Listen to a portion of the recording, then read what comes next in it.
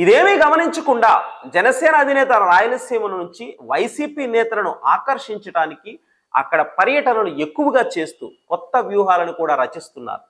ఏపీలో 2029 ఎన్నికల్లో జనసేన టీడీపీ విడిగా పోటీ చేస్తే వైసీపీకి ఛాన్స్ ఉంటుందని ఎవరైనా భావిస్తే అది పొరపాటు అని ఒకటికి 10 సార్లు చెబుతున్నారు.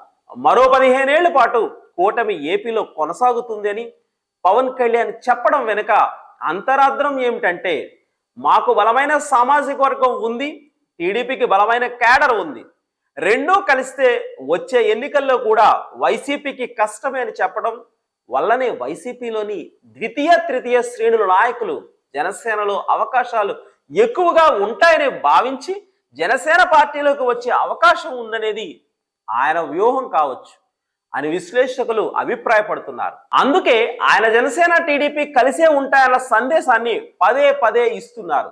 మరి పవన్ మార్క్ వ్యూహానికి వైసీపీ నేతలు పడతారా అని వైసీపీ పార్టీలో నవ్వుకుంటూ చెప్పుకుంటున్నారనే సమాచారం తెలిసింది.